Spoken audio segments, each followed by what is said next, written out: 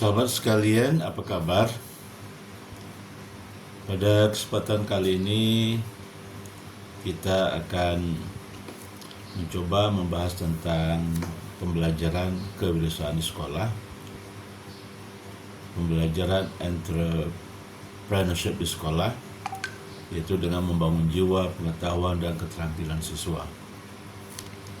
Dan saya kira ini sangat bermanfaat, terutama untuk teman-teman di sekolah, bagaimana siswa kita sedini mungkin sudah dilatih, sudah memiliki mindset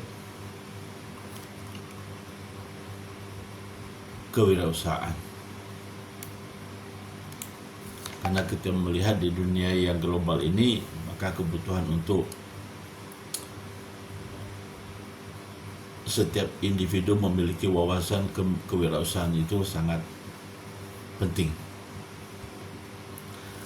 Baik, kita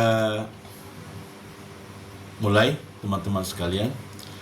Bayangkan jika setiap siswa di sekolah punya keberanian untuk bermimpi besar, kemampuan melihat peluang, dan semangat menciptakan solusi. Bukan hanya ingin mencari kerja, tapi siap menciptakan lapangan kerja. Disinilah pentingnya pembelajaran entrepreneurship di sekolah. Dan hari ini kita akan membahas bagaimana mengembangkan jiwa, pengetahuan, dan keterampilan berwirausaha. Yuk kita mulai. Poin pertama, kita akan bahas kenapa entrepreneurship itu penting sejak dini. Di dunia yang terus berubah, kreativitas dan kemandirian menjadi modal utama. Siswa tidak cukup hanya dengan nilai bagus, tetapi juga perlu bekal untuk berinovasi, bertahan, dan berkembang di masa depan. Entrepreneurship bukan hanya tentang dagang, tapi tentang cara berpikir. Itu dengan proaktif, percaya diri, solutif, dan tan banting. Jadi cara berpikirnya, seorang pebisnis itu lebih mengarah kepada otak kanan ketimbang otak kiri, yang biasanya kalau otak kiri itu sifatnya logis, sistematis, dan sebagainya. Tetapi kalau otak kanan itu lebih kepada kreativitas, seni, dan sebagainya.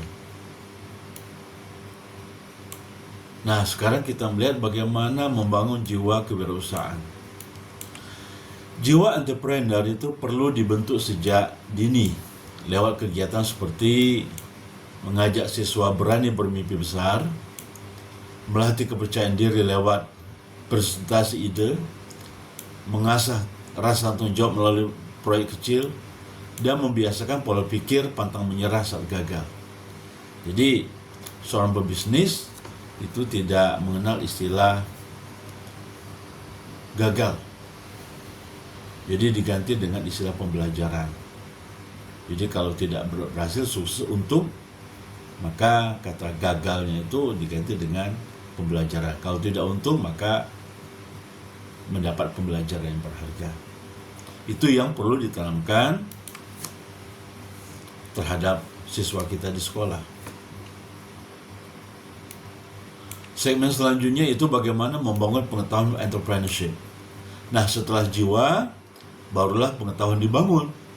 Materi yang bisa diajarkan meliputi apa itu wirausaha, kemudian cara menyusun rencana bisnis sederhana, setelah itu bagaimana memahami kebutuhan pasar dan strategi promosi, dan dasar-dasar manajemen keuangan dan serta keuntungan.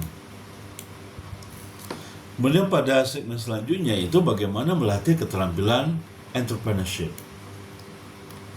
Pembelajaran entrepreneurship harus praktik langsung.